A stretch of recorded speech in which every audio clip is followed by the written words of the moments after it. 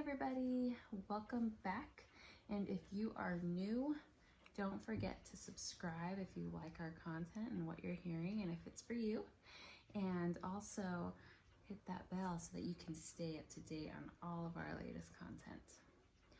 So we have quite a big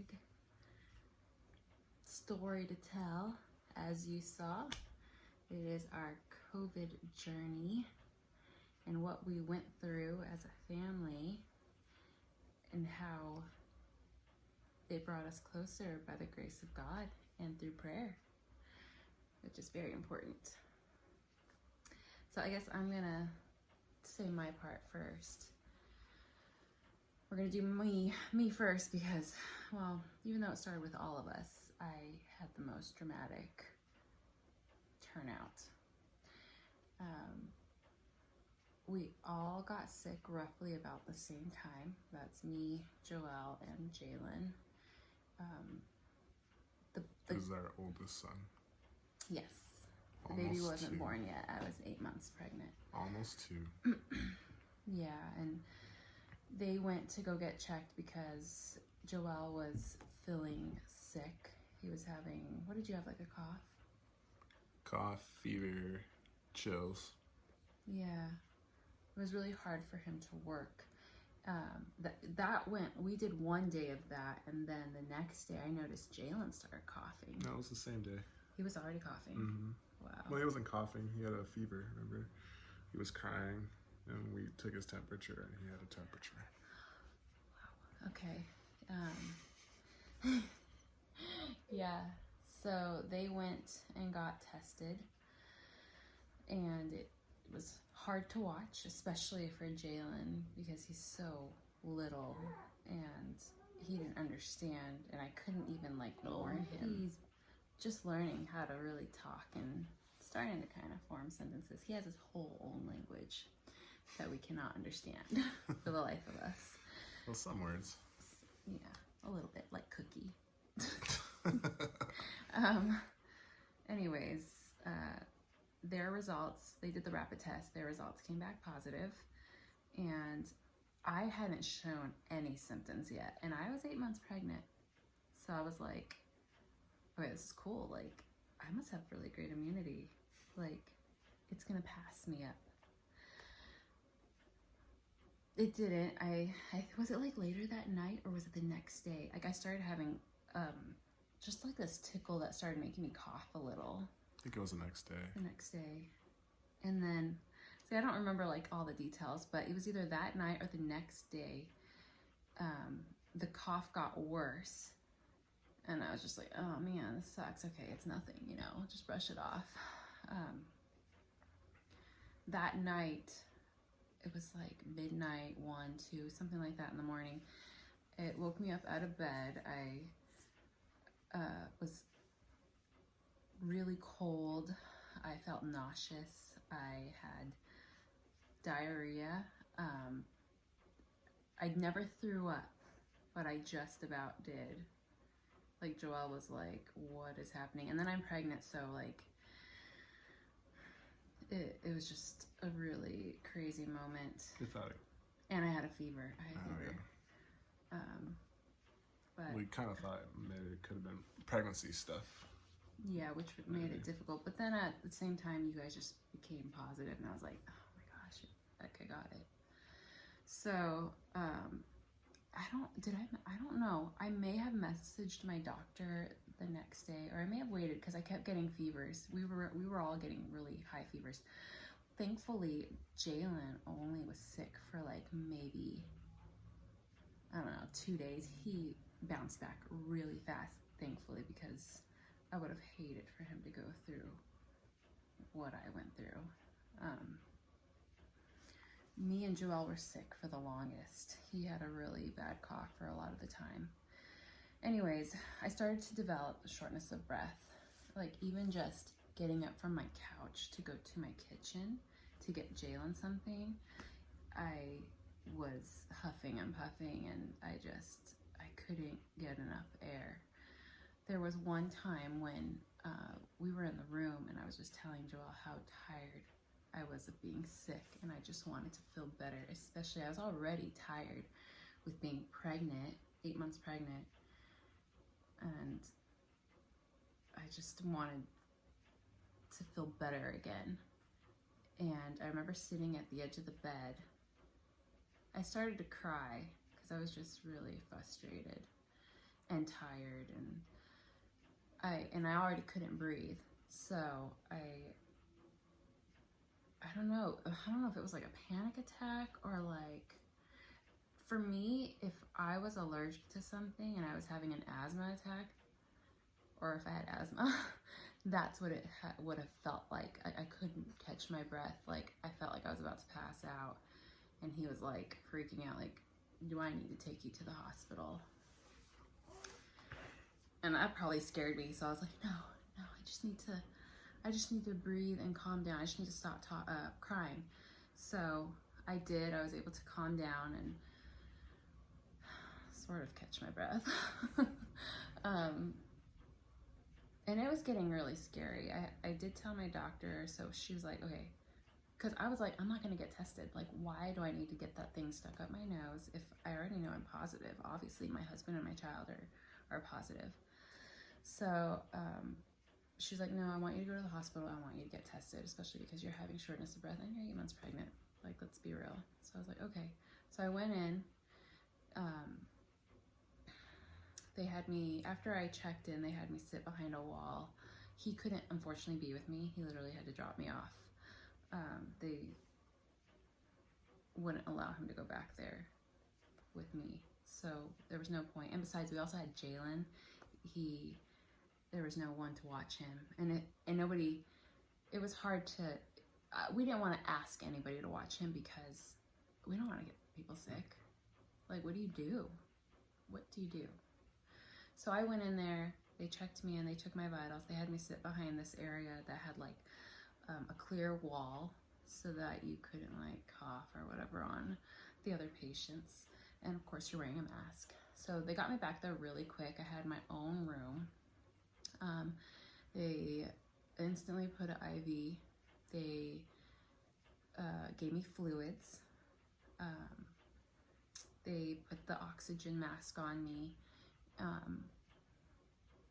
And pretty much just like checked me out and made sure the baby was okay. Yeah, they decided to just like give me an inhaler, which I agreed to because I was like, okay, yeah, I think that'll make me feel a little bit better. Like, it didn't work. I used it like 3 times. It didn't do enough. I needed more. So I think I messaged my doctor, and then the next day I think she set up a virtual appointment with me. Oh, because I was supposed to go see her, but because I had COVID, now all my appointments went to virtual, which sucked because you're pregnant. But so I had the virtual appointment with her, and she was like, do you have one of those? She could already tell I was out of breath just talking to her. I had to like, you know, like it was just really difficult to get any words out. And she's like, do you have one of those spirometry? Was that what it's called? Spirometry? Something like that. The little finger that check your pulse and your oxygen level. And I was like, oh yeah, let me go get it. So I got up from the couch, and it was just in my kitchen. That's like, what, like 20 steps? And I came back, and she was like, wow, you're really out of breath. I'm like, yeah. Like, almost like in denial, because I don't want to go back to the hospital. Who wants to go to the hospital? I don't want to go to the hospital yet. The next time I was going to go to the hospital was having Jordan. So she was really concerned about that. I think my oxygen level was like 82 or something. It was really low, maybe even 80. It would bounce up from like, I think like 79 to like in the 80s at home. So she's like, I want you to go back to the hospital, like immediately. So I was like, okay, I'll tell my husband and we'll go. Well, of course, he couldn't go with me, so it was just me, and I drove you. Yeah, of course. He drove me with Jalen, and I was like super nauseous too. Oh yeah, he was feeling horrible still, and I felt really bad, but I needed you. I needed you there for support, and also I needed you to drive because I couldn't really breathe, and that was really stressful for me. So again, he dropped me off. It was so hard to like leave each other in such a desperate time when you need your spouse. We prayed before he had dropped me off. We prayed to God that everything would be okay and that, you know, God's will is going to happen, because you always want God's will no matter what. He knows what's best, even if we don't understand it. So they rechecked me in. I went through the same process. I got back there really fast. I had my own room again.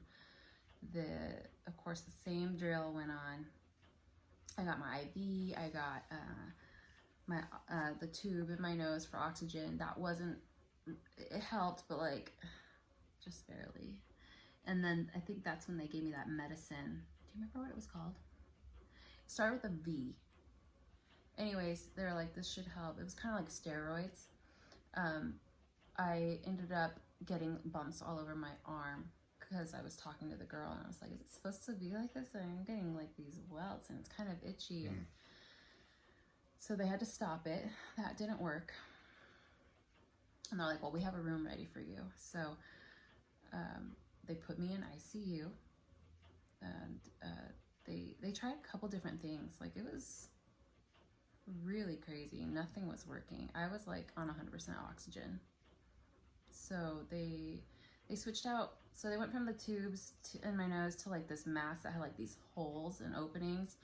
And then from that, I think I had like a solid mask where it was just like blasting air into me and oxygen. And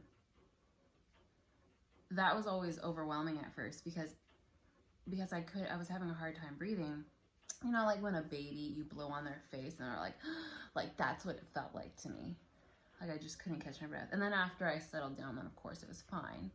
So my oxygen level was still decreasing. It wasn't getting better. So they decided to try this crazy helmet.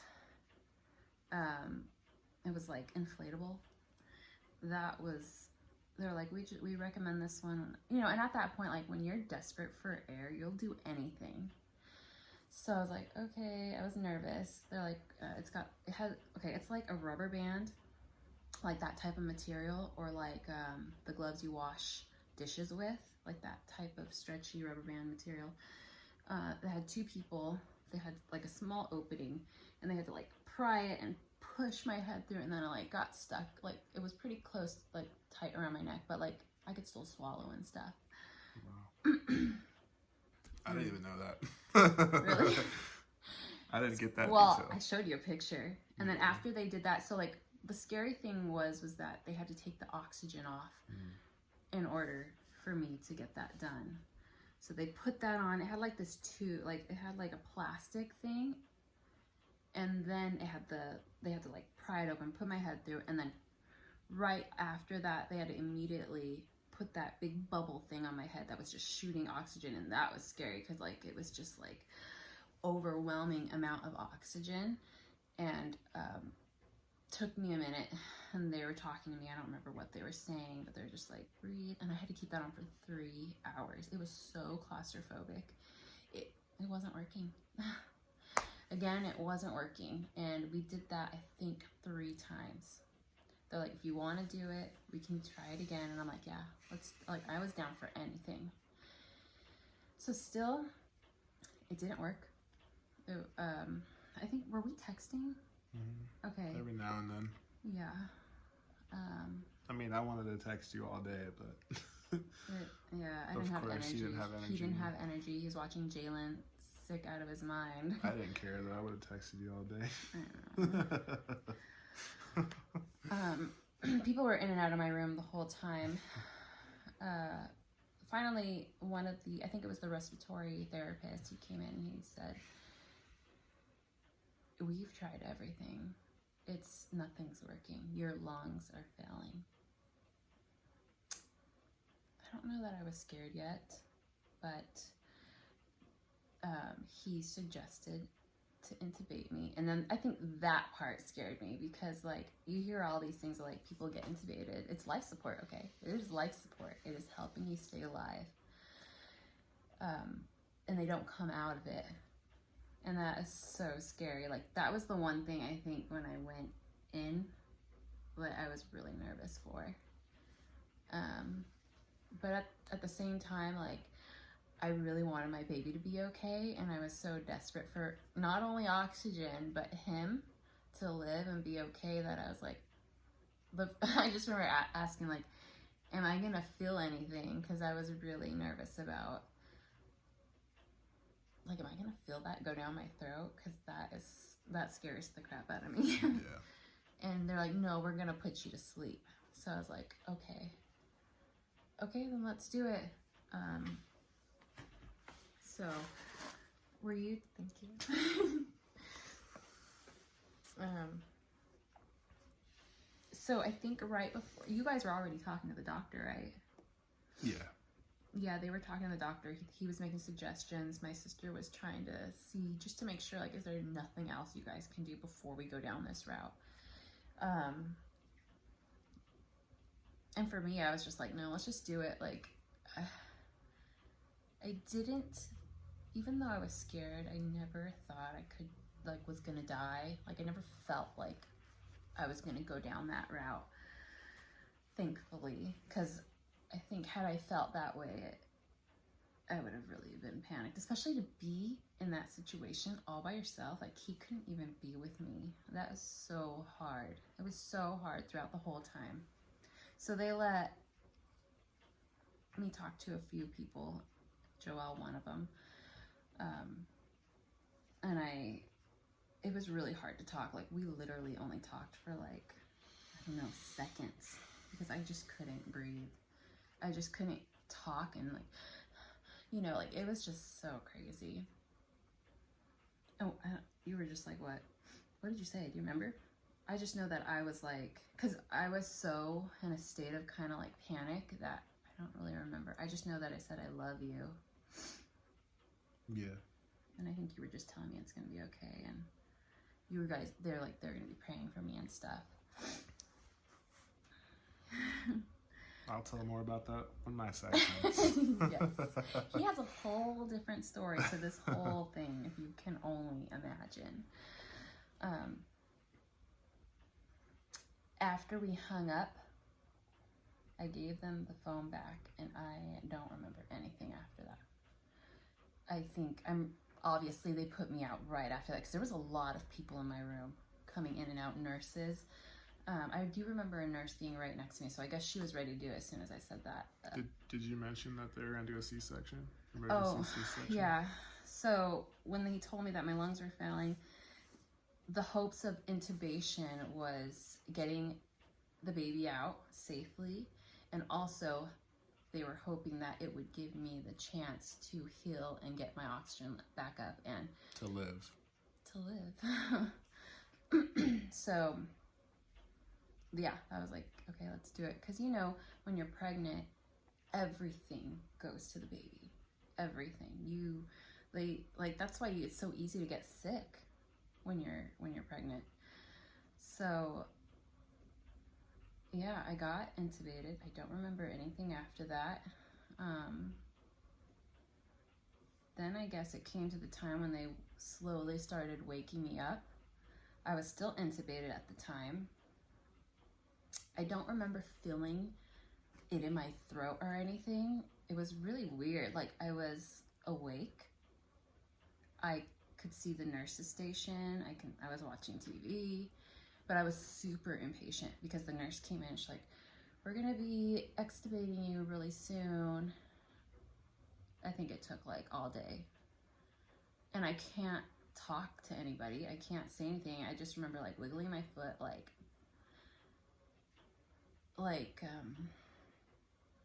I was just really anxious. I had a lot of anxiety about it. I was scared. How many days were you how many days were you intubated for?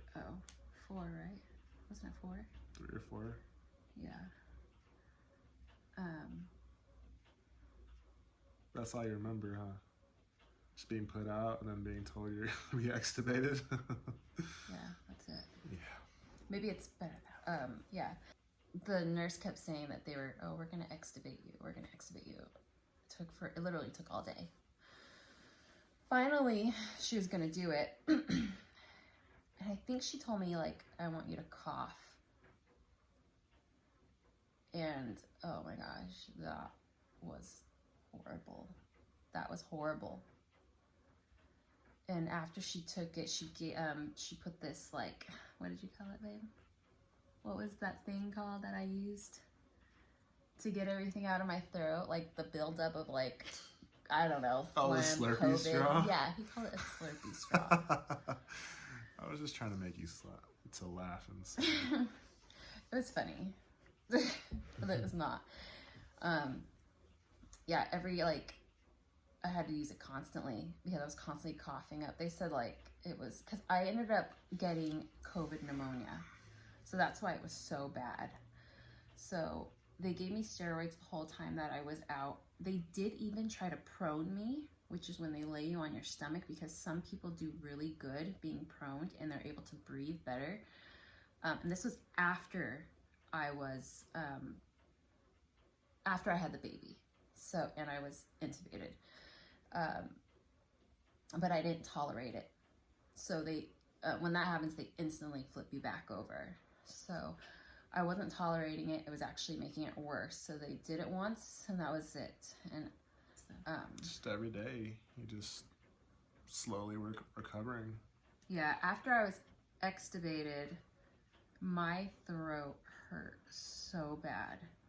I couldn't talk. It was like, I could still hear my voice, the way I sounded.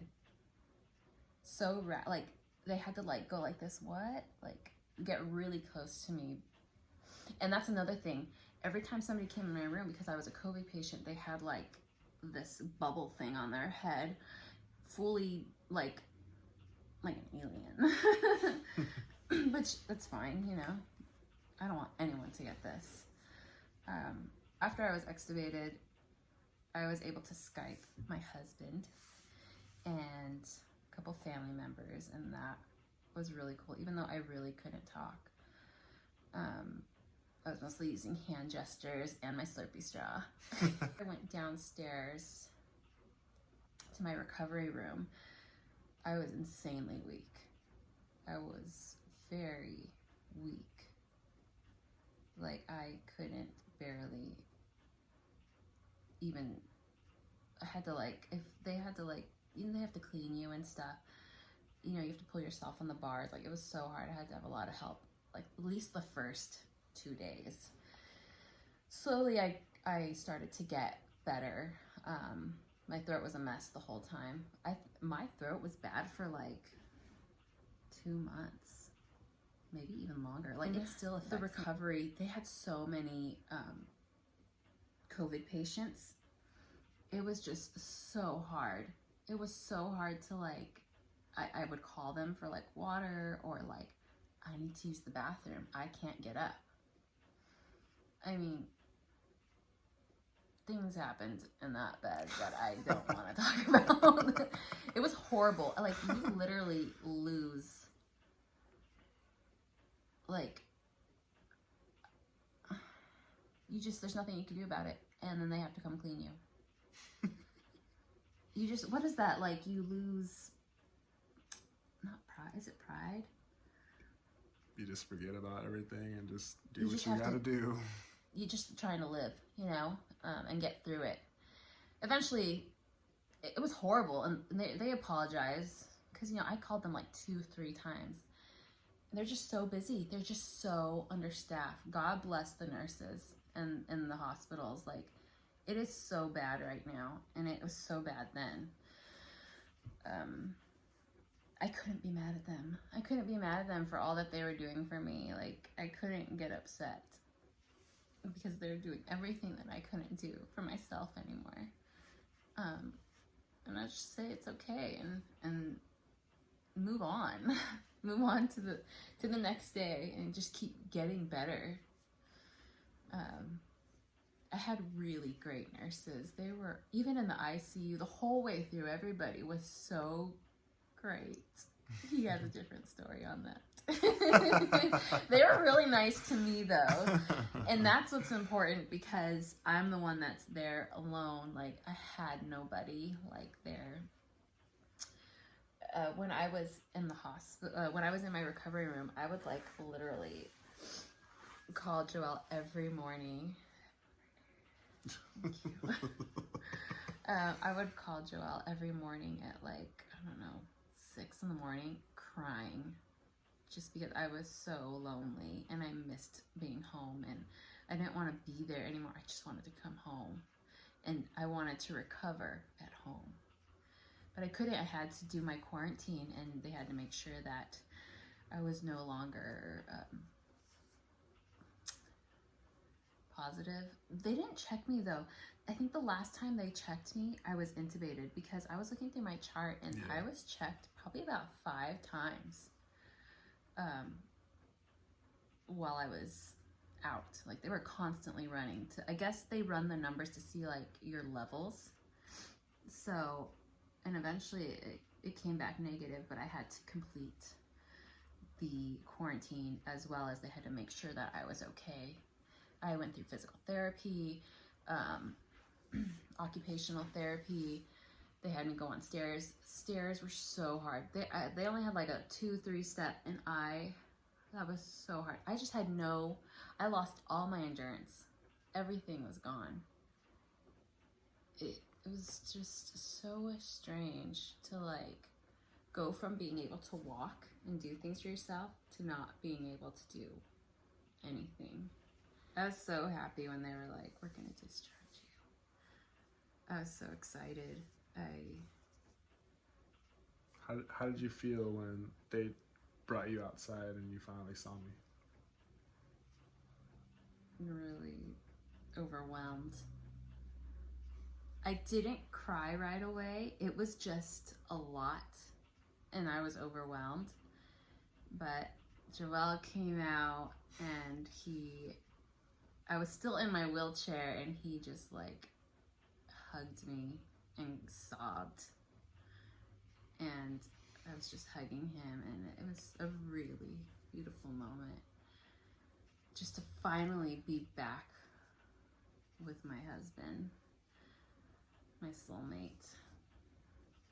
And he helped me into the car, and then, like, it hit me, and I just started, he hugged me again, and I just started crying, and then we decided I wanted to see the baby. I had to see my baby, our baby. That is another weird thing, to know that I went in pregnant, and then I woke up not pregnant. I didn't even get to see my baby until the day I was discharged, which was 11 days. When I did wake up, though, they had put pictures everywhere not everywhere, about 4 beautiful pictures of him. Of course, he had tubes everywhere because I was sedated and intubated. He came out not being able to breathe, so he had to be intubated. So he came out sedated. Sedated, so that's why they intubated him. Mm-hmm. But he was only intubated for a very short amount of time, right? 1 day. Yeah, and then I think he went to a CPAP machine, and he just kept he was great. Like, he just kept moving along. He was only in there for about 18 days. So we're really proud of him, even though it was still insanely hard. Like, when I went to go see him, it was really crazy to know that that's my baby, because I didn't have that skin-to-skin bonding moment with him. I didn't see him when he first came out. I just saw these pictures on the wall. So that was really hard. It broke my heart, and I bawled when I saw him and how tiny he was. He was only, wasn't it 4 pounds? 4 pounds, 4 ounces. Yeah, he was really little. Born at 33 weeks. I know that there's many people that have had even smaller, but this is our second child. We've never had a preemie, and it was really scary. I think it was exactly 33 weeks. It was on the day exactly 30. Yeah. So I had the emergency C-section at exactly 33 weeks. So 33, Jesus. Let's see. 3. So I had a lot of family praying for me and for us. We had a lot of help through the whole thing. Family bringing him food, us food even in the beginning. It was really beautiful, and I don't know what we would have done without all the help that we got, because you can't go anywhere. Yes, you can do like online shopping and stuff, but you literally have no energy. Our house was a mess. We had a 1-year-old. Like, it was so hard to do anything. All we wanted to do was sleep. And then Jalen bounced back so fast. It was like we just couldn't keep up with him. It was really tough. But I'm really glad that I had him there, because he couldn't go to work. Even though he worked from home, he took time off because you literally can't do anything. And everybody, that's the thing too, everybody has different severities of it. Like, my mom and my sister got it, but they were only sick for a few days. I think it was longer than that. Yeah. Yeah. But they didn't end up in the hospital. And, like, you were sick for like a month. Like 2 months. Yeah. And not contagious sick, but like you couldn't get rid of the cough. Your cough. Smell was still gone. Still is. Well, Yeah, not completely. But. Yeah, it's still kind of like affected, and taste was a really big thing too. Mm-hmm. Anyways, Jalen was in the car with my sister, and I hadn't said anything to him yet because I wanted to see him. So we went and parked, and then I opened the car and saw him, and I was just like, hi, and I was already a crying mess, and he just looked at me and gave me like the sweetest look that I can't even explain. Just like a child who missed their mom. And I'm so glad that I was able to come back, and that God, and he just,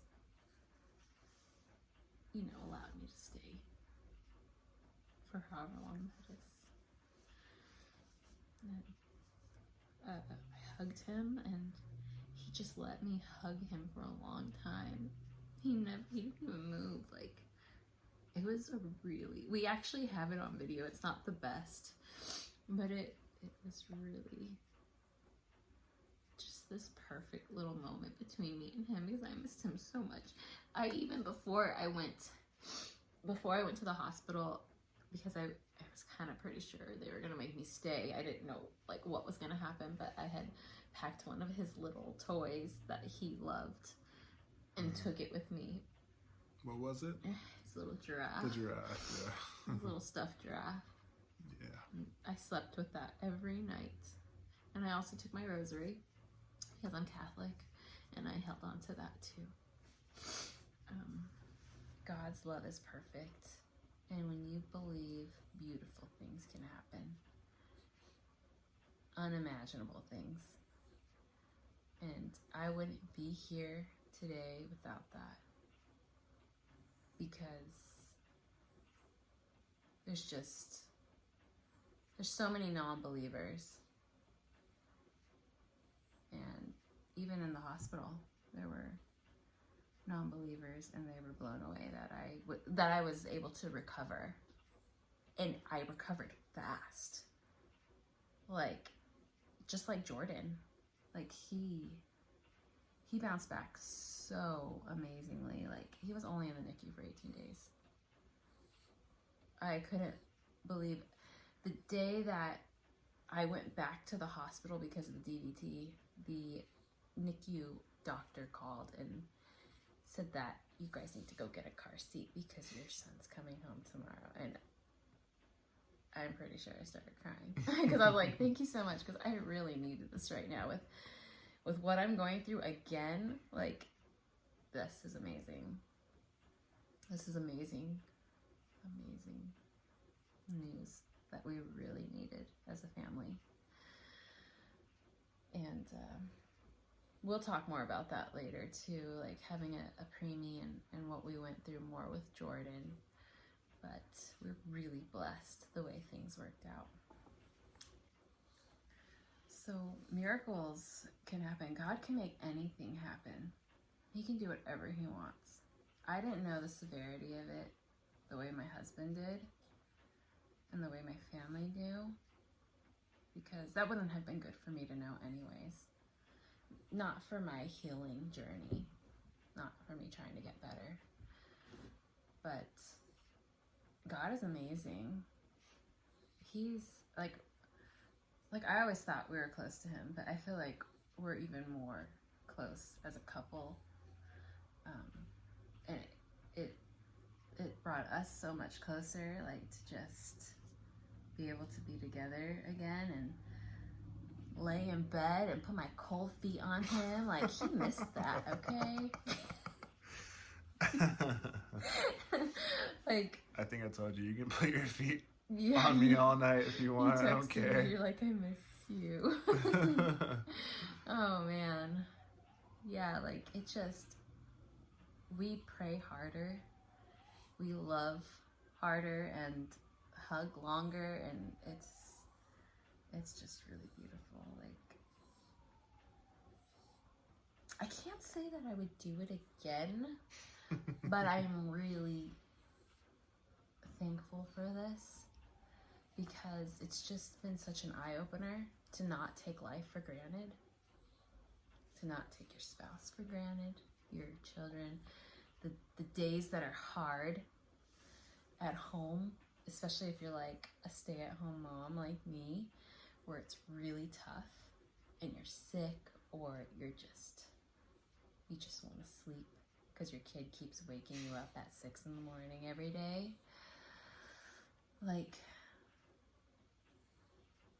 I'm so thankful to be alive, and I'm so happy that I get to keep doing life with you, because I love it. And I love it too. I love what we have, and I'm so thankful that we're a Christian married couple, that we can talk to God and be honest and just put it all out there and pray about it. I love you. I love you.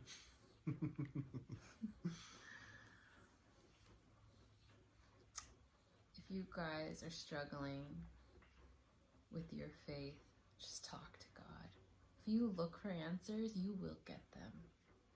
They might not happen when you want them to happen. It's going to always be in God's timing. And God's timing is perfect.